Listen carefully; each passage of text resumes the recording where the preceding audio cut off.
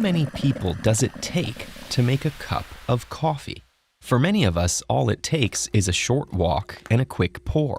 But this simple staple is the result of a globe-spanning process whose cost and complexity are far greater than you might imagine.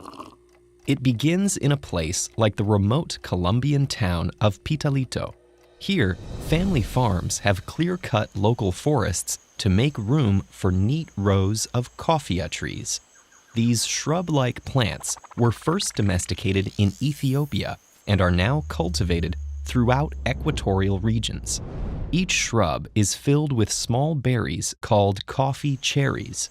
Since fruits on the same branch can ripen at different times, they're best picked by hand, but each farm has its own method for processing the fruit. In Pitalito, harvesters toil from dawn to dusk at high altitudes, often picking over 25 kilograms per shift for very low wages. The workers deliver their picked cherries to the wet mill. This machine separates the seeds from the fruit and then sorts them by density.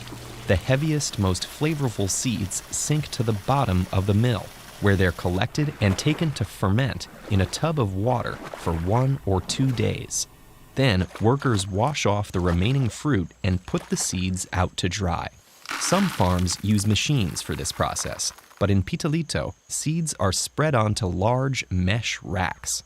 Over the next 3 weeks, workers rake the seeds regularly to ensure they dry evenly.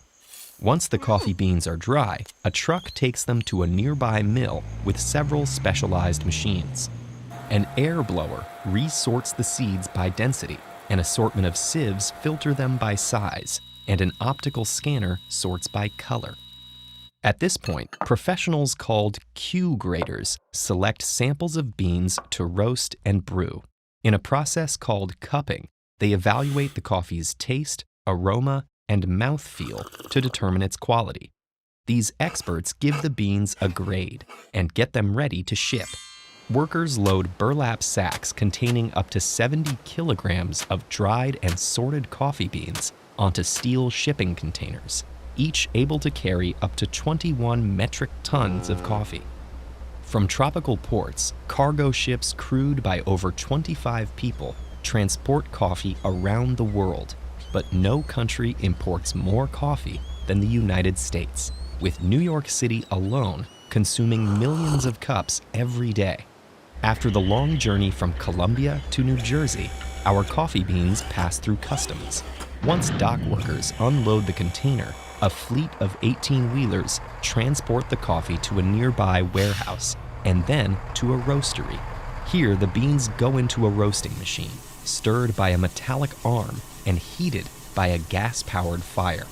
Nearby sensors monitor the coffee's moisture level, chemical stability, and temperature, while trained coffee engineers manually adjust these levels throughout the 12-minute roasting cycle. This process releases oil within the seed, transforming the seeds into grindable, brewable beans with a dark brown color and rich aroma. After roasting, workers pack the beans into 5-pound bags, which a fleet of vans deliver to cafes and stores across the city. The coffee is now so close you can smell it, but it needs more help for the final stretch. Each coffee company has a head buyer who carefully selects beans from all over the world. Logistics teams manage bean delivery routes, and brave baristas across the city serve this caffeinated elixir to scores of hurried customers. All in all, it takes hundreds of people to get coffee to its intended destination, and that's not counting everyone maintaining the infrastructure that makes the journey possible.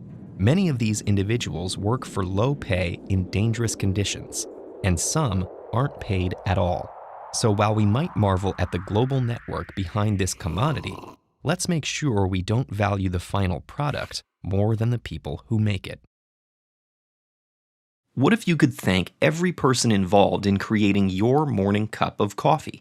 The author of this lesson did just that, and the resulting journey took him across the globe and revealed secrets about how gratitude can transform our lives. Grab a copy of his book, Thanks 1,000, here.